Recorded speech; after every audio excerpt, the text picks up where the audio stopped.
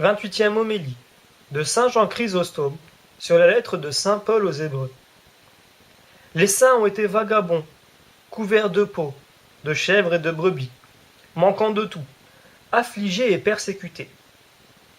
Hébreux chapitre 11 verset 37 jusqu'au chapitre 12 verset 3. Il est un sentiment que j'éprouve toujours, mais surtout quand je réfléchis aux exemples de droiture et de vertu des saints. Je me prends à désespérer de moi, à me décourager, en voyant que nous n'acceptons pas même en rêve d'entreprendre les œuvres et la conduite dont les saints ont fait l'expérience pendant toute leur vie. Eux qui ont enduré de perpétuelles afflictions, non seulement pour l'expiation de leurs péchés, mais par le seul amour de la vertu. Et tenez seulement Élie, auquel en ce jour notre sujet nous ramène, car c'est de lui que l'apôtre a écrit « Les saints ont été vagabonds sous de pauvres vêtements ».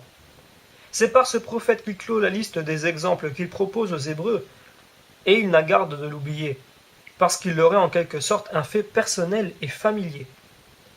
Il vient de dire en parlant des apôtres qu'on les a vus mourir sous le tranchant de l'épée, ou sous les pierres de la lapidation, mais il revient aussitôt à Élie, qui a subi les mêmes épreuves que les Hébreux. Sans doute qu'il ne leur suppose pas autant d'enthousiasme pour les apôtres, et c'est pourquoi il les ramène à ce prophète, qui fut enlevé vivant au ciel, et qui avait joui d'une immense admiration, afin d'être plus sûr de les consoler et de les ranimer. On les a vus, dit-il, errants, couverts de peaux de brebis et de chèvres, abandonnés, affligés, persécutés. Eux dans le monde n'étaient pas dignes. Ils n'avaient pas de vêtements, remarque-t-il, point de patrie, point de maison, pas même de retraite. Tant était grande leur tribulation, semblable en ce dernier trait à Jésus-Christ qui disait « Le Fils de l'homme n'a pas un lieu où reposer sa tête ». Matthieu chapitre 8 verset 20. Que je dis, pas de retraite, ils n'avaient pas même une halte ici-bas.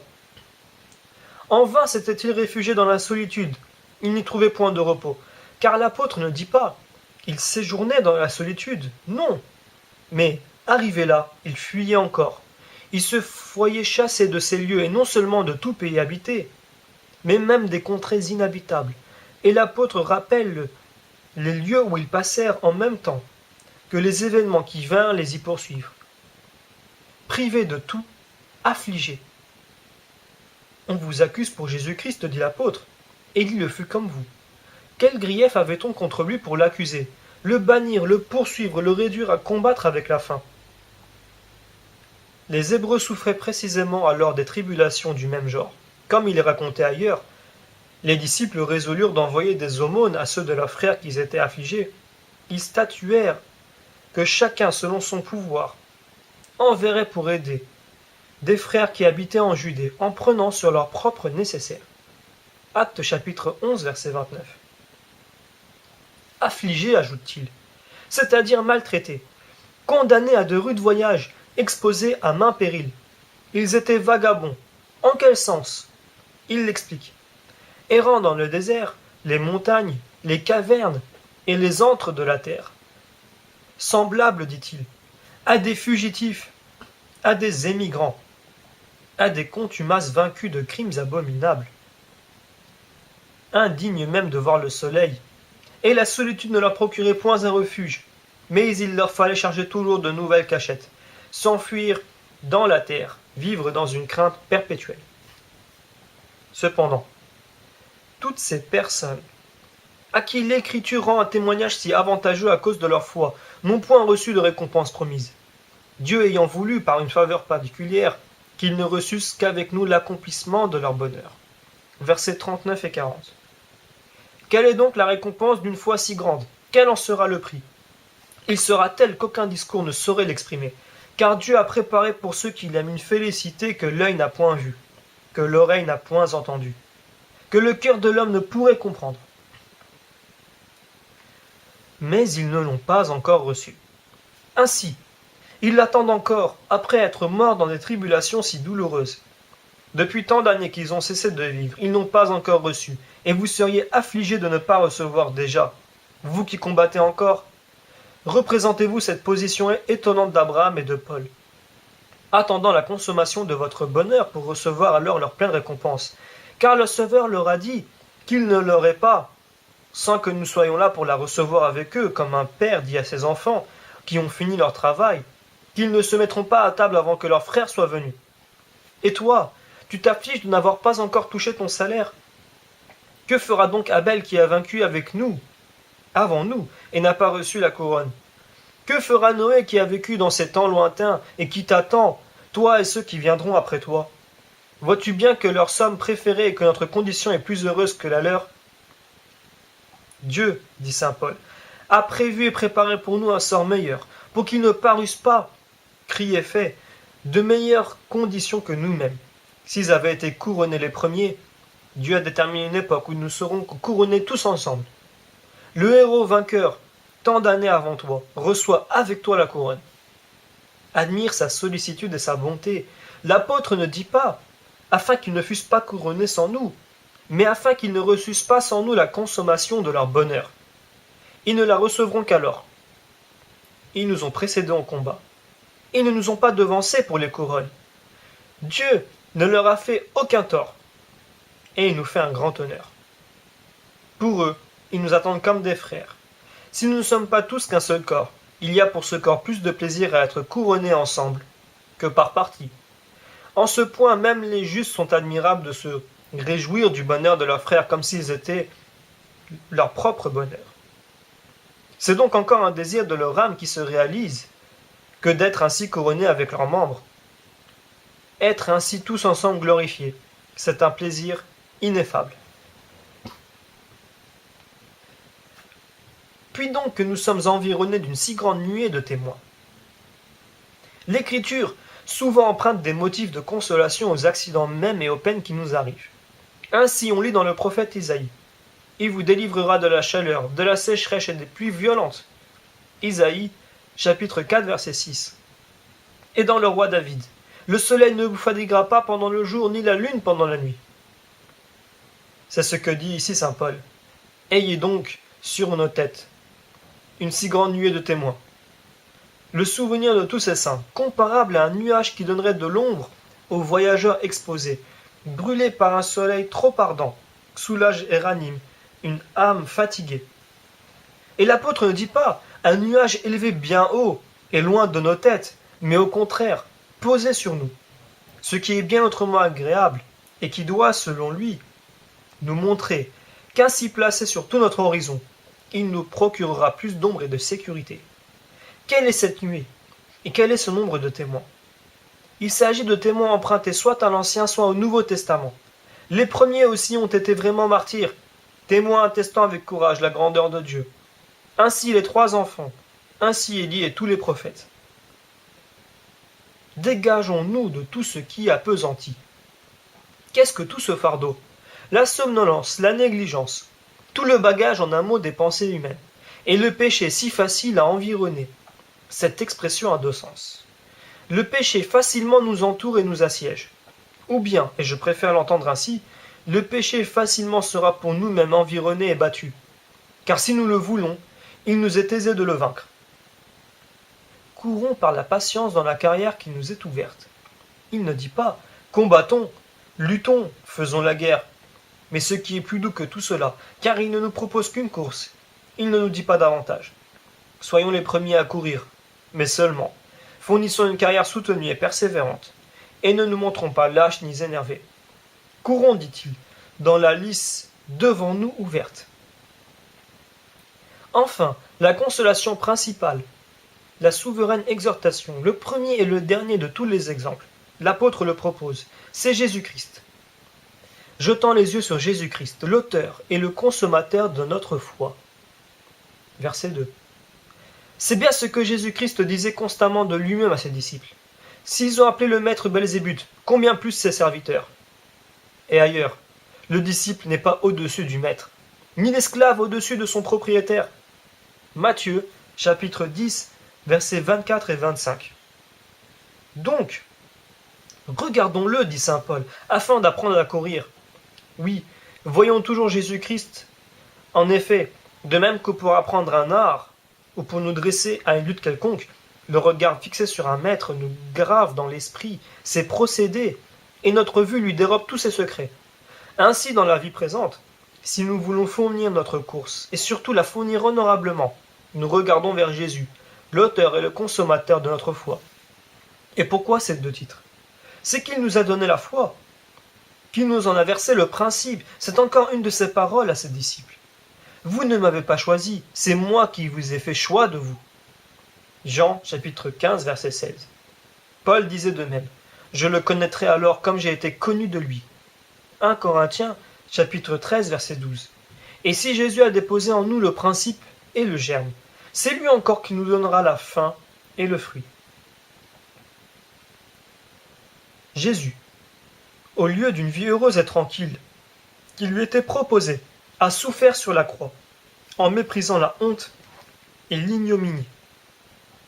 Comprenez qu'il lui était permis de ne pas souffrir, s'il lui préférait, car il n'a pas commis de péché, et le mensonge ne fut jamais trouvé dans sa bouche. Isaïe chapitre 53 verset 9. Lui-même l'atteste au saint évangile. Le prince de ce monde est venu, mais il n'a aucune prise sur moi.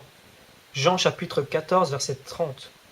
Il était donc libre de ne pas marcher au calvaire, car, disait-il, j'ai le pouvoir de déposer mon âme et le pouvoir aussi de la reprendre. Jean chapitre 10 verset 18.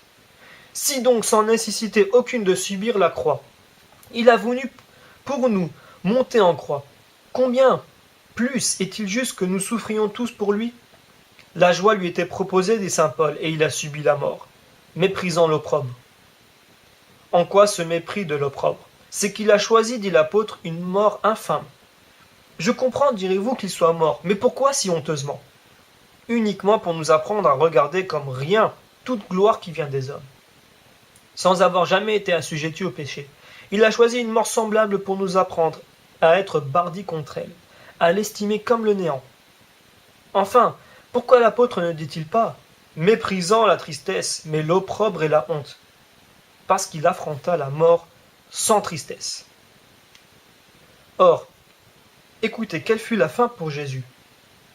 Et maintenant, il est assis à la droite de Dieu. Vous voyez le prix du combat que saint Paul décrit autrement ailleurs.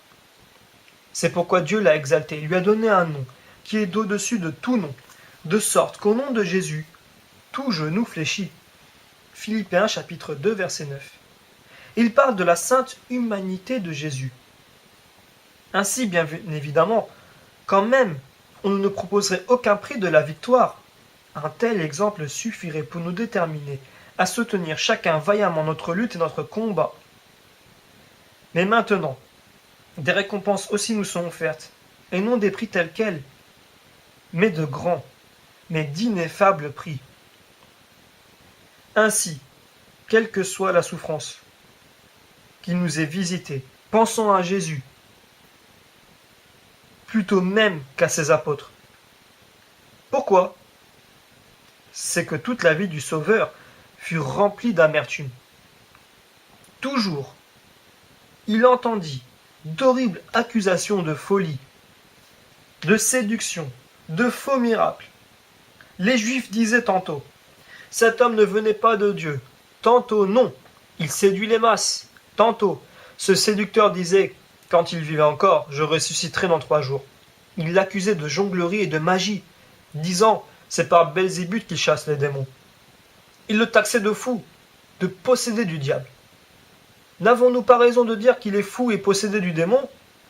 Jean chapitre 9 verset 11, chapitre 7 verset 12, chapitre 10 verset 20, et Matthieu chapitre 27 verset 63, chapitre 12 verset 24.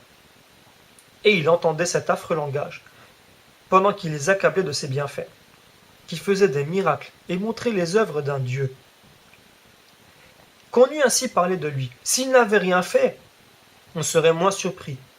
Mais qu'enseignant une doctrine de vérité, il s'entendit appeler séducteur, que chassant les démons, il s'entendit insulté comme possédé du démon, qu'on l'appela menteur et hypocrite, lui qui démolissait toute fourberie.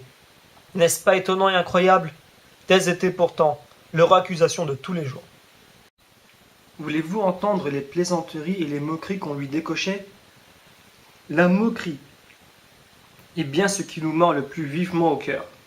Eh bien, voici d'abord contre sa naissance. N'est-il pas, disaient les Juifs, n'est-il pas le fils d'un charpentier? Ne connaissons-nous pas son père et sa mère? Tous ses frères ne sont-ils pas parmi nous? Matthieu chapitre 13, verset 55. Plaisantant le Seigneur sur sa patrie, il le disait natif de Nazareth en ajoutant « Informez-vous et soyez sûrs qu'il ne sort point de prophète de la Galilée. » Jean chapitre 7, verset 52. Toutes ces calomnies le trouvaient patient toujours. Il ajoutait « L'Écriture ne dit-elle pas que le Messie doit venir du bourg de Bethléem ?» Jean chapitre 7, verset 42. Voulez-vous entendre les moqueries insultantes qu'on employait à son égard? Venant, dit l'Écriture, jusqu'au pied de la croix, ces gens l'adoraient, le frappaient, lui lançaient des soufflets et disaient « Dis-nous qui t'a frappé ?» Et lui offrant du vinaigre, « Si tu es le Fils de Dieu, s'écria-t-il, descends de la croix. » Matthieu, chapitre 26, verset 48 et chapitre 27, verset 40. Déjà un serviteur du grand prêtre lui avait donné un soufflet. Il n'avait répondu qu'un mot. « Si j'ai mal parlé, faites voir ce que j'ai dit de mal. Mais si j'ai bien parlé, pourquoi me frappez-vous » Pour mieux l'insulter, ils lui mirent une chlamyde de pourpre et lui crachèrent au visage, sans cesser de l'accabler de questions perfides de tentation. Voulez-vous constater les accusations publiques ou secrètes, celles mêmes que ses disciples formulaient contre lui, puisque lui-même leur demandait « Voulez-vous aussi vous en aller, possédé du démon ?» Jean, chapitre 6, verset 68 et chapitre 7, verset 30. C'était un mot que prononçaient de lui ceux mêmes qui avaient cru en lui. Enfin, répondez-moi, n'est-il pas vrai qu'il en était réduit à s'enfuir tantôt en Galilée, tantôt au Judée? Ne fut-il pas dès le berceau ballotté par toutes sortes d'épreuves? Ne fallut-il pas encore qu'enfant, sa mère l'emporta en Égypte? C'est en souvenir de tant de douleurs que saint Paul a dit « Jetons les yeux sur Jésus, l'auteur et le consommateur de notre foi, qui, au lieu de la vie tranquille et heureuse dont il pouvait jouir, a souffert la croix en méprisant la honte et l'ignominie, qui maintenant est assis à la droite du trône de Dieu. » Jetons donc nos regards sur lui et sur ses disciples. Lisons les souffrances de Paul, écoutons-le, qui nous dit « Il nous a fallu grande patience dans les maux, dans les tribulations, dans les nécessités pressantes, dans les persécutions, les angoisses, les plaies, les prisons, les séditions, les jeûnes, les travaux, la chasteté, la science, et ailleurs. Jusqu'à cette heure, nous souffrons la faim et la soif, la nudité et les mauvais traitements. Nous n'avons point de demeure stable. Nous travaillons avec beaucoup de peine. De nos propres mains, on nous maudit et nous bénissons. On nous persécute et nous le souffrons. On nous dit des injures et nous répondons par des prières. 2 Corinthiens, chapitre 6, verset 4 et 1 Corinthiens, chapitre 3, verset 11. Quelqu'un a-t-il souffert la moindre partie de mots pareils? On nous traite, dit-il, en séducteurs, en infâmes, en êtres vils et qui n'ont rien. Et ailleurs, j'ai reçu des Juifs, en 5 fois différentes, 39 coups de fouet. J'ai été battu de verge par 3 fois. J'ai été lapidé une fois. J'ai passé une nuit et un jour au fond de la mer. J'ai fait maints pénibles voyages, affliction, angoisse, famine. 2 Corinthiens chapitre 11, verset 24. Or, entendez-le vous dire aussi combien une telle vie plaisait à Dieu. Pour cela, j'ai 3 fois prié le Seigneur et il m'a répondu, « Ma grâce te suffit, car ma puissance éclate dans l'infirmité. » Aussi ajoute-t-il, « Je me complais dans mes infirmités, dans les afflictions, les nécessités, les angoisses, les plaies, les prisons, afin que la vertu puissante de Jésus-Christ habite en moi. » 2 Corinthiens chapitre 12, verset 8. Enfin, écoutez la parole même de Jésus-Christ. « Vous aurez l'affliction en ce monde. » Jean chapitre 16, verset 33. Pensez donc en vous-même à celui qui a souffert une si grande contradiction des pécheurs qui se sont élevés contre lui, afin que vous ne vous découragiez pas et que vous ne tombiez point dans l'abattement. Verset 3. Saint Paul a bien le droit de se tenir ce langage, car si les souffrances du prochain nous animent, combien plus d'ardeur et d'amour doit réveiller en nous la passion de notre Seigneur? Quel merveilleux effet doit-elle produire? Et remarquez comment saint Paul, en négligeant le détail des peines du Sauveur, les résume tout en ce mot. Contradiction. Soufflet sur les joues, moquerie, insulte, reproche, raillerie. L'apôtre ne fait qu'indiquer ses erreurs par ce mot contradiction. Et pourtant, en dehors de celle-là, il y a toutes celles encore qui ont accompagné son enseignement évangélique. Pensons, mes frères, pensons toujours à cette vie et à cette passion du Sauveur. Occupons-en nous, nos cœurs, et le jour et la nuit, sachant que nous en recueillerons des fruits immenses et des avantages inappréciables. Oh oui, c'est une grande, c'est une ineffable consolation que les souffrances de Jésus-Christ, que celles encore de ses apôtres. Notre Seigneur savait si bien que cette voie est la meilleure pour la vertu, que sans être obligé, lui, d'embrasser cette route, il y est entré tout d'abord, tant il regardait l'affliction comme une grâce, comme la mer d'un plus grand repos est une douce paix dans le monde à venir. Au reste, entendez-le, si quelqu'un ne porte pas sa croix et ne marche pas derrière moi, il n'est pas digne de moi. Matthieu chapitre 10, verset 38. Comme s'il disait, si tu es mon disciple, prouve que tu l'es en effet, en imitant ton maître. Que s'il est venu par la route de l'application, tandis que tu prétends marcher par celle du repos et des loisirs, non, ce n'est plus sa voie que tu veux suivre, mais un tout autre chemin. Comment le suivre sans être sur ses traces? Comment es-tu un disciple sans marcher derrière ton maître? Paul t'a condamné dans les mêmes termes. Nous sommes les faibles, et vous les forts. Nous sommes les gens méprisés, vous les honorés. 1 Corinthiens, chapitre 4, verset 10. Comment est-il raisonnable que nous suivions des directions si opposées, quand vous êtes nos disciples, et que nous sommes vos maîtres? Donc la souffrance, mes frères, est une grande puissance, car elle produit ces deux grands effets, qu'elle efface nos péchés, et qu'elle nous donne force et vigueur. Mais n'arrive-t-il pas, direz-vous, qu'elle renverse et qu'elle ruine? Non, la souffrance ne produit point ces malheurs, n'en accusant que notre lâcheté. Si nous sommes sobres et vigilants, si nous prions Dieu de ne pas permettre que nous soyons tentés au-delà de nos forces, si nous nous tenons toujours étroitement attachés à lui, nous serons toujours debout, nous serons face à l'ennemi. Tant que nous aurons Dieu pour auxiliaire, en vain les tentations souffleront plus impétueuses que tous les vents à la fois. Elles ne seront pour nous que paille et feuilles légères, car rien dissipe au hasard. Écoutez la parole de Paul. En tous ces combats, nous sommes vainqueurs. Et ailleurs, j'estime que toutes les souffrances de ce siècle ne sont point dignes d'être comparées avec la gloire à venir qui sera manifestée en nous. Romains chapitre 8, versets 37 et 18. Et ailleurs, notre tribulation présente, légère en elle-même et purement momentanée, nous produira un excès incroyable, un poids ineffable de gloire éternelle. 2 Corinthiens chapitre 4, verset 16. Remarquez quel péril affreux, quel naufrage, quelles afflictions sans nombre il qualifie de mots légers. Soyez les mules de ce cœur, de diamants, enveloppés d'un corps fragile et souffreteux. Vous êtes dans la pauvreté? Peut-être. Mais non toutefois dans une misère comme celle de Paul, qui luttait avec la faim, la soif et la nudité. Car il ne suffit point tous ces mots seulement un jour par rencontre, mais continuellement il les endura. Et la preuve, vous la trouverez dans sa parole. Jusqu'à ce jour, nous ne cessons de subir la faim, la soif et la nudité. 1 Corinthiens chapitre 4, verset 11. Et cependant, quelle gloire il avait déjà acquise dans la prédication, lorsqu'il était encore réduit toujours à souffrir.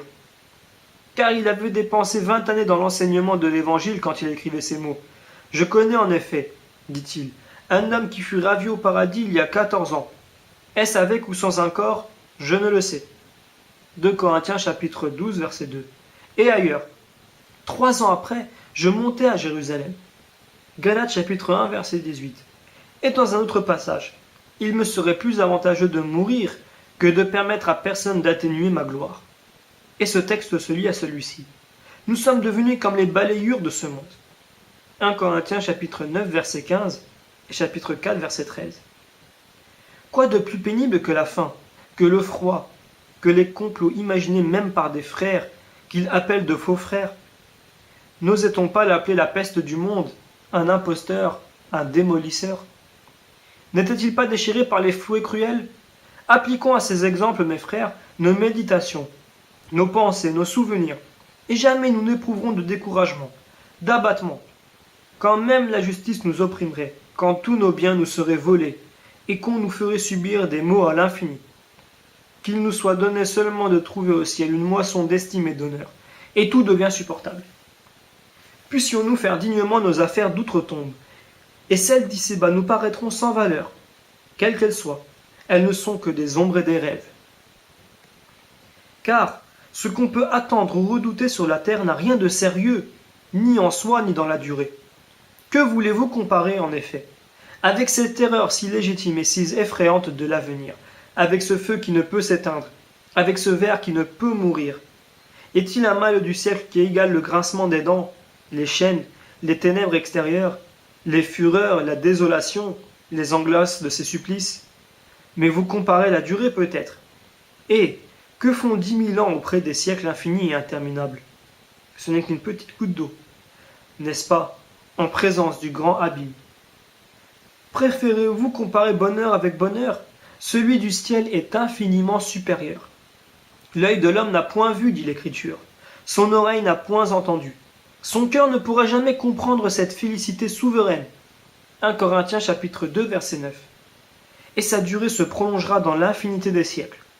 Pour elle, par conséquent, ne serait-il pas avantageux d'être 1000 fois déchiré vivant, tué, brûlé, de subir 1000 morts enfin, de supporter en parole et en fait tout ce qu'il y a de plus rude et de plus affreux? Devrions-nous passer, si c'était possible, toute la vie présente dans les flammes dévorantes qu'il faudrait ainsi tout accepter pour gagner les biens que Dieu nous garde? Mais que parlais-je ainsi à des hommes qui, loin de consentir à mépriser l'argent, le poursuivent et s'y attachent comme à la seule richesse mortelle? À des hommes qui, pour avoir donné quelques petites choses sur une fortune immense, croient avoir tout fait? Non, ce n'est pas là l'aumône. L'aumône vraie, c'est le fait de cette veuve qui verse tout généreusement jusqu'à son dernier obol. Si vous n'avez pas le cœur de donner autant qu'une pauvre veuve, donnez du moins votre superflu. Gardez le nécessaire et rien au-delà. Mais personne ne saurait faire le sacrifice même du superflu. J'appelle superfluité ce nombre personnel qui vous sert, ces vêtements de soie qui vous couvrent. Rien n'est moins nécessaire, rien n'est moins utile même que ce dont nous pouvons nous passer pour vivre. Oui, voilà, des superfluités. Et pour le dire une fois, de véritables excès. Voyons toutefois, s'il vous plaît, quel est l'indispensable nécessaire à la vie? Avec 2 serviteurs seulement nous pouvons vivre, car puisque plusieurs personnes, à nos côtés, vivent sans serviteur aucun, quelle excuse avons-nous? Si 2 domestiques ne peuvent nous suffire, nous pouvons très bien nous loger dans une maison de briques, pourvu qu'il y ait 3 appartements, voilà le suffisant assurément. Car n'y a-t-il pas des pères de famille ayant femme et enfants qui se contentent d'une seule habitation? Or, si vous le voulez absolument, on vous accorde des domestiques. Mais, dira une grande dame, n'est-il pas honteux pour une personne d'un certain rang de paraître en public avec 2 domestiques seulement? Arrière cette honte. Non, une femme de rang n'a pas à rougir de paraître avec 2 domestiques seulement, mais elle devrait rougir de se montrer avec plus nombreuses escortes. Vous riez peut-être en m'écoutant ici. Eh bien, je répète, sa honte devrait être de parader avec toute une escorte. Quoi? Pareil à des marchands de moutons ou à ces cabaretiers qui vendent des esclaves, vous vous feriez une espèce de gloire apparaître avec un nombreux cortège de serviteurs? Faste et vaine gloire, en vérité, lorsque la modestie, en cela, est une preuve de sagesse et d'honorabilité. Non, il ne faut pas que voir dignité se prouve par la multitude de vos suivants. Où est la vertu à posséder toute cette vailleteille? Ce n'est certes point une vertu de l'âme, et ce qui ne prouve point une âme vertueuse ne démontre pas non plus une âme bien née. Quand une âme est contente de peu, elle prouve mieux sa dignité native. Quand elle a besoin de tant d'accessoires, elle n'est qu'une servante, plus abaissée même qu'une esclave. Répondez-moi. Les anges ne parcourent-ils pas notre air habité, seuls et sans avoir besoin de quelqu'un qui les suive? Et parce que nous avons ce besoin nous-mêmes, estimerons-nous inférieurs ceux qui peuvent s'en passer? S'il est donc dans la nature de l'ange de n'avoir ainsi besoin ni de laquais, ni de suivant, quelle est, parmi les femmes, celle qui se rapproche le plus de sa nature angélique? Est-ce celle à qui tant de serviteurs sont indispensables, ou celle qui se contente d'en avoir bien peu? Et mieux que cette dernière encore, celle qui n'en a pas du tout, n'a-t-elle pas le bonheur de se montrer sans être remarquée? Être remarquée en effet, ne voyez-vous pas que pour une femme c'est une honte? Or, quelle est celle qui attire les regards de toute une place publique? Est-ce celle qui porte une toilette brillante ou celle qui est vêtue simplement, sans parure, sans luxe ni apprêt? Laquelle encore fait tourner de son côté tous les yeux de la foule stationnant au forum? Est-ce celle qui se fait traîner par des mules aux hausses dorées? Ou bien celle qui marche sans appareil, naturellement, mais avec bienséance et distinction? Celle-ci ne passe-t-elle pas inaperçue de tous nos regards tandis qu'on se presse pour voir l'autre, et que même on se demande qui est-elle, d'où sort-elle? Ne parlons pas des jalousies qu'elle excite, mais dites-moi seulement, où est la honte? Est-ce de se faire remarquer ou de passer sans être vu? Qu'est-ce qui fait rougir davantage que tous les yeux sont sur elle? Ou quand nul ne l'aperçoit? Quand tout le monde s'informe de ce qu'elle est? Ou bien quand on ne s'occupe même pas de sa personne? Voyez-vous comme nous faisons tout, non pour une sainte honte, mais pour la vaine gloire? Mais, comme il est impossible de nous soustraire entièrement à ces préjugés, qu'il me suffise de vous rappeler que la honte véritable n'est pas là. Le péché, voilà vraiment la chose honteuse. Bien que personne ne l'estime ainsi, et qu'on attache plus volontiers l'idée de honte à n'importe quoi plutôt qu'au péché. Quant aux vêtements, femmes chrétiennes, ayez-en pour l'usage et non pour le superflu. Et pour ne pas vous gêner ici la conscience trop étroitement, mon avis et ma déclaration se bornent à proscrire, comme dépassant vos besoins, les parures d'or et les tissus trop fins. Et cet arrêt n'est pas de moi. Pour vous prouver qu'ici, vous n'entendez pas mes paroles, écoutez saint Paul qui lui-même prononce, qui défend aux femmes de se parer avec des cheveux frisés, avec de l'or, avec des perles, avec vos vêtements précieux et magnifiques. 1 Timothée chapitre 2 verset 9. Dites-nous alors, apôtres de Jésus-Christ, comment elles doivent se parer? Car elles sont capables de dire que les parures d'or sont celles des objets de luxe et de prix, mais que les soieries ne sont ni de prix, ni de luxe. Dites-nous donc, comment voulez-vous qu'elles soient préparées? Quand nous avons le vêtement et la nourriture, sachons nous en contenter. 1 Timothée, chapitre 6, verset 8. Donc, que les vêtements soient suffisants pour nous couvrir. Dieu ne nous les a donnés que pour protéger notre nudité.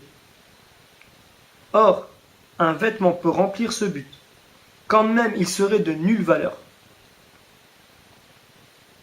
Vous riez peut-être, vous qui portez des vêtements de soie. En vérité, le sujet prête à rire. Que commande saint Paul et que faisons-nous? Car je ne m'adresse plus seulement aux femmes, mais aussi aux hommes. Tout ce que nous avons au-delà de la règle apostolique est superflu. Les pauvres seuls ne possèdent pas de superflu. Hélas peut-être, parce qu'ils sont forcés de s'en passer, car s'ils pouvaient s'en procurer, ils n'en se feraient pas faute plus que les autres. Mais enfin, soit en réalité, soit en apparence et par le sort, ils n'ont pas de superflu. Portons donc des vêtements qui remplissent seulement leur but. À quoi bon en effet y prodiguer l'or? Ces oripeaux conviennent aux acteurs. Laissez-leur ce costume. C'est celui aussi des femmes perdues à qui tout convient pour attirer les yeux. Qu'elle se pare, l'actrice qui va paraître sur la scène, celle encore qui est danseuse de profession. Tout leur va pour entraîner les hommes. Mais que la femme qui professe une vraie piété s'éloigne de telles parures, et qu'elle s'en réserve un autre bien plus noble et plus riche. Oui, femme chrétienne, tu as un théâtre aussi. Pour ce théâtre, sache te parer. Pour lui, revêt tout un monde d'ornements. Quel est ton théâtre? Le ciel avec le peuple des anges pour spectateurs. Et ce peuple comprend aussi et les vierges et les femmes du monde ou du siècle. Toute femme qui croit en Jésus-Christ paraît de droit sur ce théâtre. Parlons-y un langage digne de charmer de tels spectateurs. Revêt-toi d'ornements capables de les transporter de joie. Car, dis-moi, si une de ces actrices éhontées, renonçant à ses parures d'or, à ses vêtements somptueux, à son rire effronté, à ses paroles séduisantes et obscènes, prenait tout à coup une robe sans valeur, si elle paraissait sur les planches sans aucun éclat d'emprunt, et qu'on l'entendit parler un langage pieux, religieux, et faire une exhortation à la tempérance et à la pudeur, sans plus un mot qui fasse rougir. Est-ce que toute l'assistance ne se lèverait pas d'indignation? Un théâtre comme celui-là ne serait-il pas déserté? Ou plutôt, ne chasserait-on pas cette convertie parce qu'elle ne parlerait plus la langue de ce théâtre satanique? Eh bien, à votre tour, si vous entrez au théâtre du ciel avec les ornements de la femme perdue, tout le céleste auditoire vous chassera. Il ne faut point là de vêtements d'or, mais d'autres et bien différents. De quel genre alors? De ceux dont parle le prophète. Elle est entourée de franges d'or, de splendides broderies. Psaume, chapitre 44, verset 14. Il ne s'agit point de faire ressortir la blancheur et l'éclat de votre teinte, mais d'orner votre âme. Car elle seule, au ciel, dispute le prix. Toute la gloire de la fille du roi est au-dedans d'elle-même, ajoute-t-il. Prenez ces vêtements glorieux qui doivent vous affranchir d'autres peines sans ombre. Mais qui en particulier délivre un mari d'inquiétude et vous-même de soucis? Une femme est d'autant plus respectable aux yeux de son mari qu'elle sait davantage restreindre ses besoins. Car l'homme en général garde toujours un secret et profond mépris pour ceux qui ont besoin de lui. S'il voit au contraire qu'il ne soit pas indispensable, il rabaisse son orgueil, et bientôt vous traite et vous honore comme un égal. Que votre mari vous voie donc, femme chrétienne, n'avoir pas besoin de lui et mépriser même ce qu'il offre. Aussitôt, malgré ses hautes prétentions et l'ambition dédaigneuse de son caractère, il vous respectera plus que si vous portiez des ornements d'or. Et désormais, vous ne serez plus sa servante, comme on l'est nécessairement, comme il faut bien être l'humble sujet de ceux dont on a trop besoin, tandis que si l'on sait se refuser noblement le superflu, on recouvre désormais son indépendance. Qu'il sache donc votre époux que lorsque vous lui accordez une certaine obéissance, c'est le motif de la crainte de Dieu qui vous détermine, et non pas les dons qui partent de la main d'un mari. En effet, tant qu'il vous donne beaucoup, en vain lui rendez-vous aussi grand honneur. Il croit toujours en mériter davantage, si au contraire, vous savez vous suffire, il vous est reconnaissant du peu même que vous lui accordez. Il n'a rien à vous reprocher. D'ailleurs, vous ne le forcez point à voler le bien du prochain pour la triste nécessité de vous suffire. Sous un autre point de vue, est-il rien de plus déraisonnable que d'acheter des parures d'or pour les souiller bientôt dans les bains et les places publiques? Encore ces folies dorées, s'explique-t-elle, pour ces lieux profanes, des thermes ou de l'agora. Mais elles sont ridicules et insensées quand on son décor pour poser jusque dans l'église. Que vient-elle faire ici avec ses ornements d'or, cette femme qui doit y entrer précisément pour entendre que ni l'or, ni l'argent, ni les ébus précieux n'embellissent une vraie chrétienne? Oui, femme chrétienne, pourquoi entrer ici? Serait-ce comme pour combattre saint Paul et pour montrer que quand même il te ferait 1000 fois la leçon, tu refuses de te convertir? Serait-ce pour nous convaincre que, nous aussi, prédicateurs de l'Assemblée sainte, nous perdons notre temps à redire ces avis? Car, réponds-moi, qu'un gentil ou qu'un infidèle entend lire ce passage de saint Paul, qui interdit aux femmes de se parer avec l'or, l'argent, les perles, les tissus précieux, que cet homme soit d'ailleurs marié à une femme chrétienne et qu'il l'aperçoive ensuite heureuse de se parer de cette manière, fier de s'entourer d'or pour venir à l'église. Ne dira-t-il pas en lui-même, en voyant cette femme qui se pare et se prépare dans son cabinet de toilette: pourquoi donc fait-elle dans ce cabinet une si longue séance? Pourquoi c'est long après? Pourquoi prend-elle aujourd'hui ses bijoux d'or? Où veut-elle aller enfin? À l'église? Mais qu'y faire? Pour entendre que tout ce luxe est condamné? À cette idée, à ce spectacle, l'infidèle ne va-t-il pas rire, et rire aux éclats? Ne va-t-il pas croire que toute notre religion n'est qu'un jeu et une duperie? Écoutez donc, et mes avis et ma prière, laissons aux pompes mondaines ces ornements d'or, laissons-les au théâtre et aux décors exposés dans les boutiques de marchands. Gardons-nous de vouloir aussi ainsi embellir l'image de Dieu, et plutôt rehaussons-la de grâce vraie et de cette dignité qui ne s'allie jamais avec la faste et les ornements malséants. Voulez-vous même gagner l'honneur et l'estime des hommes? Voilà le moyen d'y parvenir. On admirera toujours moins la femme d'un opulent du siècle, quand elle portera ses soieries et ce luxe, qu'on rencontre partout, que quand elle se présentera sous une mise simple et commune, avec la simple robe de laine. Ce genre, tout le monde l'admire. Cette mise, chacun y applaudit. Car dans cette toilette qui prodigue les broderies d'or et les tissus précieux, la femme riche a bien des rivales. Elle surpasse l'une, mais l'autre la surpasse. Et dut-elle la convaincre toute, l'impératrice au moins aura sur elle la victoire. Avec la simplicité, au contraire, elle triomphe de toutes les autres femmes, même de l'épouse d'un roi ou d'un empereur. Seule, et jusque dans l'opulence, elle a choisi l'extérieur des pauvres. Ainsi, supposez que nous aimions la gloire. La voici plus grande et plus pure.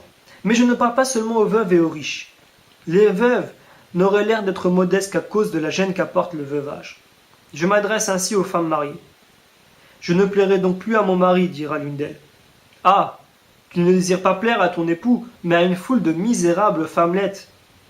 Ou plutôt, loin de vouloir leur plaire, tu cherches à faire sécher de dépit, à faire ressortir leur pauvreté. Que de blasphèmes se prononcent à cause de toi. Malheur à la pauvreté, s'écrieront-elles. Dieu déteste les indigents, Dieu n'aime pas les pauvres. Une preuve d'ailleurs, une preuve évidente que tu ne cherches pas à plaire à ton mari. Que ce n'est pas là le motif de ta toilette, c'est la propre conduite en ceci. À peine rentré dans ton appartement, tu dépouilles aussitôt toutes tes parures, robes, bijoux, perles. Tu ne les portes pas chez toi. Si vraiment vous voulez plaire à vos maris, vous en avez les moyens. Je veux dire la douceur, les prévenances, la sagesse. Croyez-moi bien, femme chrétienne, lors même que votre mari montrerait les penchants les plus malheureux et les plus abjects. Voici les moyens qui le regagneront. Douceur, bonté, modestie, sagesse, mépris d'un vain luxe est une dépense exagérée, humilité et soumission. En vain imagineriez-vous 1000 intentions de toilette. Vous ne maintiendrez pas un mari impudique et débauché. Elles le savent, celles qui sont partagées d'époux semblables. En vain voudrez-vous employer la parure. S'il est incontinent, il évite adultère, et s'il est sage et pudique, ce n'est pas votre toilette qui le captive. C'est au contraire votre modestie, votre luxe, même l'ennui, et l'inquiète, parce qu'il lui donne l'idée que vous êtes esclave de ces vaines parures et d'un monde insensé. J'accorde qu'un mari, doux et modéré, vous respectera et ne vous exprimera point cette pensée, mais dans son cœur, il vous condamne. Mais il n'est pas maître d'étouffer un sentiment de jalousie, ô femmes, de jalousie contre vous.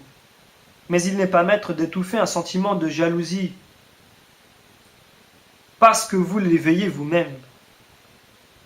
N'est-ce pas assez pour vous faire repousser à l'avenir tout vain plaisir de luxe? Peut-être ne m'entendez-vous ici qu'avec chagrin. Peut-être la colère vous fait dire « Voilà qu'il irrite les maris contre leurs femmes ».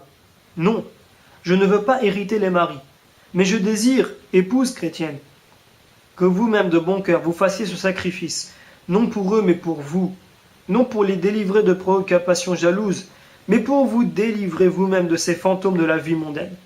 Vous voulez être belle? Je demande aussi pour vous la beauté. Oui, la beauté que Dieu cherche. La beauté qui charme le souverain roi. Quel ami voulez-vous? Dieu ou les hommes? Si vous êtes vraiment belle, Dieu sera épris de votre attrait. Si vous avez l'autre beauté sans celle-ci, il vous prendra en horreur, et vous ne serez aimé que par des hommes criminels. Car il ne peut être honnête celui qui aime une femme enchaînée par le mariage. Et c'est le triste effet d'une parure toute extérieure. Autant l'une, celle de votre âme, veux-je dire, gagne le cœur de Dieu, autant l'autre éprend des hommes criminels. Voyez-vous que votre seul intérêt m'inspire, que je suis dévoué à votre bien, à votre véritable beauté? Ah oui, vous serez vraiment, d'après moi, et belle et glorieuse, car la vraie gloire d'une noble femme, c'est que vous ayez pour vous aimer, non pas les hommes du crime, mais Dieu, mais le Seigneur du monde entier. Ayant si haut votre ami principal, à qui ressemblerez-vous? Aux anges même dont vous conduirez les cœurs. Car si la personne aimée du roi est plus qu'aucune autre proclamée bienheureuse, quelle sera la dignité de celle que Dieu même aimera d'un amour tendre? Nommez si vous le voulez. Nommez et comparez l'univers avec cette beauté. L'univers n'en sera jamais digne. Cultivons donc cette beauté. Ornons-nous de cette parure pour arriver au ciel, au banquet de l'esprit, jusqu'au lit nuptial de cet époux, sur lequel aucune mort n'a plus d'empire. La beauté charnelle est attaquée par toutes sortes d'ennemis. Garda-t-elle son éclat? Fut-elle, par l'impossible, à l'abri de la maladie et des chagrins? Elle ne dure pas 20 ans. Sa céleste rivale, au contraire, garde toujours et sa force et sa fleur. Ici, point de triste changement à redouter. La vieillesse ne se hâte point de lui apporter les rides. La mort ne tombe pas sur elle pour la flétrir. Les amertumes de l'âme ne peuvent la corrompre. Elle triomphe de tous ses ennemis. La beauté du corps s'est évanouie avant même de paraître, et pendant qu'elle paraît, elle a peu d'admirateurs. Ne la cultivons pas, mais plutôt aimons et embrassons celle qui doit être un jour mise en nos mains, les lampes allumées, et nous conduire jusqu'à la chambre de l'époux. Ce bonheur est promis, non pas à la virginité proprement dite seulement, mais aux âmes virginales surtout, car si les vierges seules y avaient droit, 5 sur 10 n'auraient pas été exclus. C'est donc la récompense de tous ceux qui ont l'âme virginale, de tous ceux qui savent s'affranchir des pensées du siècle, puisque ces idées sont les corruptrices des âmes. Oui, si nous savons conserver l'intégrité et la pureté de nos cœurs, nous irons là-haut, et là-haut, on nous recevra. Je vous ai fiancé, disait saint Paul, quand on ferait d'une seule vierge à un seul mari, comme une chaste épouse pour Jésus. 2 Corinthiens chapitre 11, verset 2. Ces paroles s'adressaient non pas aux vierges seulement, mais à toute l'Église, à tous ses fidèles enfants. Gardez-vous une âme sans tache? Vous êtes vierge, bien que vous ayez un époux. Oui, vous l'êtes de cette virginité que je proclame vraie et véritable et admirable. La virginité du corps n'est que la compagne, que l'ombre de cette virginité seule véritable. Cultivons-la, et par elle nous pourrons joyeusement partir au-devant de l'époux et entrer avec nos lampes brillantes de lumière, pourvu que l'huile n'y manque pas, pourvu que, faisant fondre et sacrifiant tout vain ornement d'or, nous sachions les convertir en cette huile précieuse qui nourrit la flamme d'une lampe étincelante. Cette huile, c'est la charité envers le prochain. Si nous allons faire part aux autres de tous nos biens, si nous en faisons de l'huile ainsi, nous trouverons alors protection et défense. Nous n'aurons pas à crier au grand jour « Donnez-nous de votre huile, parce que nos lampes s'éteignent » Matthieu, chapitre 25, verset 8. Nous n'aurons pas à faire appel aux autres, à courir chez ceux qui en vendent, à nous voir exclus, à frapper à la porte, à entendre cette parole qui donne la terreur et le frisson. « Je ne vous connais pas. » Car il nous reconnaîtra, car nous entrerons avec cet époux. Et après avoir pénétré jusque dans la chambre nuptiale de notre époux spirituel, nous jouirons des biens ineffables. En effet, si l'appartement de l'époux ici-bas est si magnifique, si les salles de ses banquets sont tellement splendides, que la vue n'en fatigue jamais, combien plus au ciel? Le ciel, oui, est un lit nuptial, mais le lit nuptial de l'époux est plus beau que le ciel. Et c'est là que nous entrerons. Et si le lit nuptial de l'époux a tant de beauté, quel sera l'époux même? Mais pourquoi vous ai-je dit de déposer ces ornements d'or? Pour les donner aux pauvres. Fallut-il, aux femmes, vous vendre vous-même? Fallut-il descendre avec vos enfants jusqu'à la servitude, afin de pouvoir être avec cet époux, pour jouir de toute sa beauté, pour contempler à jamais ses traits? Ne devriez-vous pas gaiement et de grand cœur tout accepter? Pour voir un roi de la terre, souvent, nous laissons échapper de nos mains un objet même nécessaire. Mais pour contempler ce roi, votre époux, combien plus volontiers il faudrait tout subir. Les biens de ce monde, en effet, ne sont que des ombres. Là seulement est la vérité. Oui, pour voir dans les cieux du roi, ce roi, cet époux, et surtout pour le bonheur de marcher devant lui, lampe à la main, d'abriter près de lui, de résider à tout jamais avec lui. Que ne faut-il pas faire? Que ne faut-il pas produire? Que ne faut-il pas supporter? Ah, concevons, je vous en supplie, quelques désirs vrais de ces biens célestes. Désirons cet époux immortel. Soyons vierges de la virginité véritable. car Dieu exige la virginité de l'âme. Avec elle, entrons aux cieux, mais sans avoir ni tache, ni ride, ni défaut d'aucune sorte, qui nous empêcherait de gagner les biens promis. Puissions-nous y arriver tous, par la grâce et la bonté de notre Seigneur Jésus-Christ. Amen.